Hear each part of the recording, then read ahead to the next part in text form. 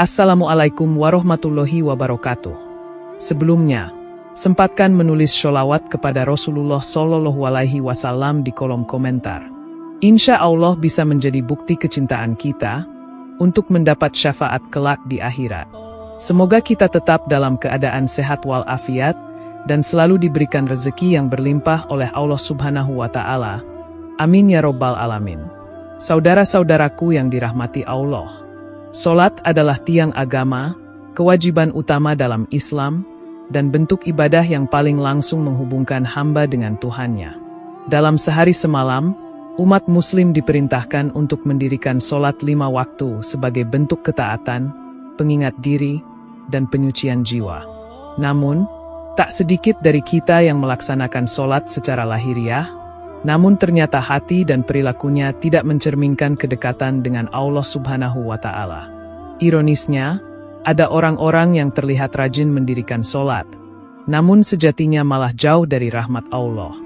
Mereka tidak mendapatkan cahaya dan keberkahan dari sholatnya karena niat dan sikap dalam ibadah itu ternoda oleh sifat-sifat yang dibenci oleh Allah dan Rasul-Nya. Sholat menjadi rutinitas kosong, bukan sarana untuk mendekatkan diri kepada Sang Pencipta. Di video kali ini, kita akan membahas 5 ciri orang yang rajin sholat, tetapi sebenarnya jauh dari Allah Subhanahu wa Ta'ala. Mari kita renungi satu persatu agar kita dapat mengevaluasi diri dan memperbaiki kualitas ibadah kita. 1. Orang yang lalai dalam sholat. Lalai dalam sholat adalah penyakit hati yang sangat berbahaya, karena ia menyerang inti dari ibadah yang seharusnya menjadi tiang agama. Allah Subhanahu wa Ta'ala berfirman bahwa kecelakaan besar akan menimpa orang-orang yang lalai dalam sholatnya, bukan orang yang meninggalkan sholat. Ini menunjukkan bahwa melalaikan sholat adalah bentuk pengabaian yang tersamar namun sangat serius. Lalai bisa berarti berbagai macam hal. Tidak tepat waktu, tidak khusyuk, tergesa-gesa dalam gerakan dan bacaan, tidak memahami makna dari apa yang diucapkan, hingga menjadikan sholat sebagai beban yang dikerjakan dengan terpaksa. Seorang hamba yang dalam sholatnya tidak menghadirkan hati, pikirannya melayang ke urusan dunia, bahkan menunggu-nunggu kapan sholat selesai, sejatinya tidak sedang menyembah Allah, tapi sekadar melaksanakan rutinitas fisik. Rasulullah Shallallahu Alaihi Wasallam bersabda bahwa ada orang yang sholat namun tidak mendapatkan apa-apa selain keletihan. Dalam hadis lain, disebutkan bahwa orang yang tidak menyempurnakan rukuk dan sujudnya, seakan-akan mematuk seperti burung, tidak akan dianggap sholat oleh Allah. Ini menjadi peringatan keras bagi kita bahwa sholat yang tidak sungguh-sungguh bisa tidak bernilai di sisinya. Allah menciptakan sholat sebagai waktu-waktu spesial di mana seorang hamba dapat berjumpa dengan Tuhannya, mengadukan segala kesusahan, memohon ampunan, dan menenangkan jiwanya. Namun ketika seseorang meremehkannya, bahkan saat sedang berdiri di hadapan Allah ia masih memikirkan urusan dunia, maka ia telah kehilangan makna ibadah itu sendiri. Hatinya jauh dari Allah, meskipun tubuhnya tampak sujud kepadanya. Sholat seharusnya menjadi pemurni jiwa, tempat kita menundukkan ego, memperbaiki niat, dan menyambung kembali hubungan spiritual dengan Allah. Jika sholat tidak membuat seseorang menjadi lebih taat, lebih lembut hatinya, dan lebih takut kepada Allah, maka kemungkinan besar ia termasuk orang-orang yang lalai, dan bukan orang yang dicintai olehnya. 2. Orang yang suka menggunjing orang lain. Ghibah, atau menggunjing, adalah salah satu penyakit lisan yang paling berbahaya dalam kehidupan sosial dan spiritual. Rasulullah Shallallahu Alaihi Wasallam menjelaskan bahwa ghibah adalah menyebutkan sesuatu tentang saudaramu yang tidak ia sukai, meskipun hal itu benar. Jika yang dibicarakan tidak benar, maka itu sudah masuk dalam kategori fitnah, yang lebih besar dosanya daripada pembunuhan. Seorang yang rajin sholat seharusnya memiliki kontrol yang baik terhadap lisannya. Namun bila setelah menunaikan sholat, ia kembali duduk dalam majelis yang penuh dengan omongan tentang keburukan orang lain, maka sholatnya belum membuahkan takwa. Ini adalah tanda bahwa hubungan vertikalnya dengan Allah tidak berimbas pada hubungan horizontal dengan manusia. Ghibah merusak kehormatan, menebar kebencian, dan mengotori hati. Orang yang terbiasa menggunjing akan terbiasa mencari-cari kesalahan orang lain dan melupakan kesalahannya sendiri. Ini adalah cermin dari hati yang gelap, yang tidak tersentuh oleh cahaya solat. Padahal, salah satu fungsi utama solat adalah menyucikan jiwa dari kotoran sifat-sifat tercela. Rasulullah Shallallahu Alaihi Wasallam bersabda bahwa saat Isra Mi'raj, beliau melihat kaum yang mencakar wajahnya sendiri dengan kuku tembaga. Ketika ditanya, para malaikat menjawab bahwa mereka adalah orang-orang yang suka memakan daging saudaranya, yaitu suka menggunjing.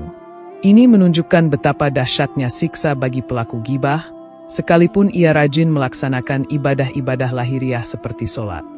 Orang yang suka menggunjing berarti telah menjadikan lisannya sebagai senjata untuk menyakiti orang lain, padahal lisan seharusnya digunakan untuk berzikir, berdakwah, dan mengajak kepada kebaikan. Bila solat tidak mampu menghentikan kebiasaan buruk ini, maka solatnya belum menjadi pembersih jiwa, dan ia masih jauh dari Allah meski ia sujud 5 kali sehari. 3. Orang yang acuh kepada sesama. Salah satu bentuk keterasingan dari Allah Subhanahu wa Ta'ala adalah ketika seseorang kehilangan empatinya kepada sesama manusia. Seorang Muslim sejati tidak hanya menjaga hubungan dengan Allah melalui solat, tetapi juga menjaga hubungan dengan makhluk Allah melalui akhlak dan kepedulian sosial. Rasulullah Shallallahu Alaihi Wasallam bersabda bahwa tidak sempurna iman seseorang yang kenyang sementara tetangganya kelaparan. Orang yang rajin sholat namun tidak peduli terhadap penderitaan saudaranya, enggan membantu saat dimintai tolong, atau menutup mata dari kesulitan orang lain, menunjukkan bahwa ibadahnya belum menyentuh sisi kemanusiaannya. Maka sholat yang benar akan menjadikan seseorang lebih peka, lebih lembut, dan lebih dermawan. Acuh terhadap sesama adalah cerminan dari hati yang tertutup. Bila seseorang sholat namun masih enggan memberi walau sekadar senyuman atau sapaan ramah kepada tetangga, maka sholatnya belum menciptakan cahaya kasih sayang di hatinya. Rasulullah Shallallahu Alaihi Wasallam tidak hanya mengajarkan kita cara sholat, tapi juga mencontohkan betapa besar perhatiannya kepada orang miskin, anak yatim, dan kaum yang lemah. Sholat dan empati seharusnya berjalan seiring.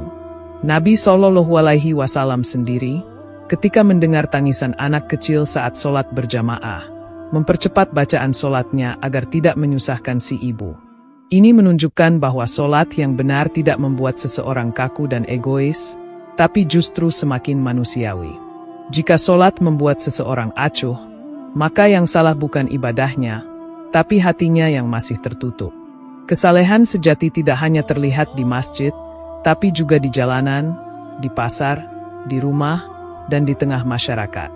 Bila sholat seseorang tidak memunculkan semangat untuk membantu, memberi, dan berbagi, maka ada yang keliru dalam niat dan pemahaman tentang ibadah.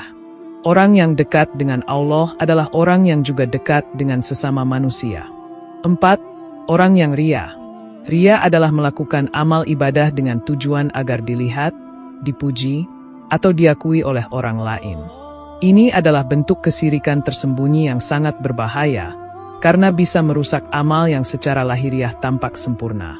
Rasulullah Shallallahu Alaihi Wasallam menyebut ria sebagai syirik kecil karena seseorang tidak lagi beribadah semata-mata untuk Allah, melainkan untuk memperoleh popularitas, pujian, atau citra baik di mata manusia. Orang yang seperti ini dalam sholat biasanya menunjukkan kehusyukan yang dibuat-buat, memilih sholat di tempat-tempat yang bisa dilihat orang lain, atau menyuarakan bacaan dengan keras agar dianggap ahli ibadah. Padahal, keikhlasan adalah syarat utama diterimanya ibadah. Tanpa keikhlasan, amal sebesar apapun tidak akan bernilai di sisi Allah. Rasulullah Shallallahu Alaihi Wasallam mengingatkan bahwa pada hari kiamat akan datang orang-orang yang membawa segunung amal. Namun Allah berfirman bahwa mereka telah mendapatkan balasan mereka di dunia, yaitu pujian manusia. Maka tidak ada pahala di akhirat bagi amal yang tidak diniatkan untuk Allah. Ini adalah peringatan keras bahwa sholat yang tidak ikhlas hanyalah sandiwara spiritual yang tidak akan mendekatkan pelakunya kepada Allah. Hati yang dipenuhi ria adalah hati yang tidak mengenal Allah secara benar. Ia lebih takut dinilai buruk oleh manusia daripada oleh Allah. Ini adalah ciri orang yang hatinya jauh dari keikhlasan. Solat yang dilakukan dengan ria, bukan hanya sia-sia, tetapi menjadi dosa karena niatnya yang rusak. Maka kita harus terus memeriksa hati dalam setiap ibadah. Apakah kita melakukannya karena Allah atau karena ingin dilihat manusia?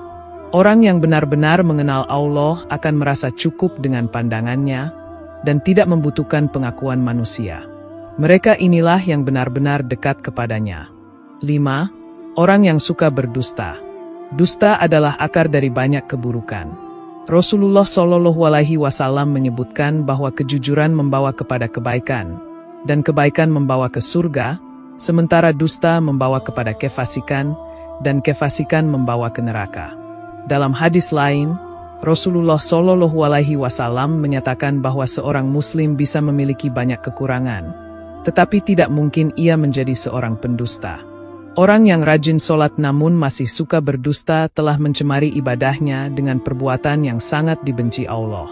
Dusta menunjukkan bahwa ia tidak takut kepada pengawasan Allah dan lebih mengutamakan kepentingan dunia daripada kebenaran. Padahal, dalam setiap sholat ia mengucapkan, Iyyaka na'budu wa iyyaka nasta'in. Hanya kepadamu kami menyembah dan hanya kepadamu kami mohon pertolongan. Namun lisannya tidak jujur, menunjukkan bahwa hatinya belum berserah sepenuhnya kepada Allah. Sholat yang benar akan menguatkan kejujuran dalam jiwa. Karena ketika seseorang berdiri menghadap Allah, ia sadar bahwa Allah Maha mengetahui segala isi hatinya. Bila seseorang tetap berdusta setelah sholat, berarti ia tidak menghayati kedekatan itu. Ia belum mengenal siapa yang sedang ia sembah. Dusta merusak amanah, menghancurkan kepercayaan, dan menjadi sumber kehancuran hubungan antar manusia. Rasulullah SAW bersabda, bahwa di antara tanda orang munafik adalah apabila ia berkata, ia berdusta. Bila seseorang menyandang tanda kemunafikan ini meski ia rajin sholat, maka sungguh ia berada dalam bahaya besar. Orang yang dekat dengan Allah akan senantiasa menjaga lisannya dari kebohongan, sekecil apapun. Ia sadar bahwa setiap kata akan dipertanggungjawabkan. Maka bila seseorang masih terbiasa berdusta, itu pertanda bahwa sholatnya belum menanamkan rasa takut dan rasa malu kepada Allah di dalam hatinya. Saudara-saudaraku yang dirahmati Allah, sholat bukanlah sekadar rutinitas atau gerakan yang diulang 5 kali sehari. Ia adalah dialog antara hamba dengan Allah, saat di mana hati seharusnya paling dekat kepada Sang Pencipta. Namun, jika sholat hanya menjadi formalitas tanpa menghadirkan kesadaran, maka ia kehilangan makna sejatinya. Justru disitulah seseorang bisa rajin beribadah tapi sebenarnya jauh dari Allah. Ciri-ciri seperti lalai dalam sholat, menggunjing, acuh terhadap sesama, ria, dan suka berdusta adalah tanda bahwa ibadah belum memberi pengaruh pada hati dan akhlak. Padahal, sholat yang benar seharusnya mencegah perbuatan keji dan mungkar, serta mendekatkan seseorang pada ketakwaan. Maka penting bagi kita untuk tidak hanya memperhatikan jumlah, tapi juga kualitas dan keikhlasan dalam ibadah.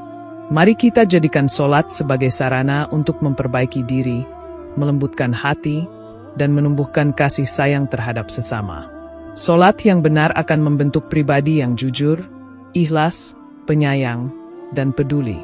Semoga kita tidak termasuk golongan yang sholatnya hanya sebatas rutinitas, tetapi menjadi hamba yang benar-benar dekat dengan Allah, baik secara lahir maupun batin. Demikian yang dapat saya sampaikan.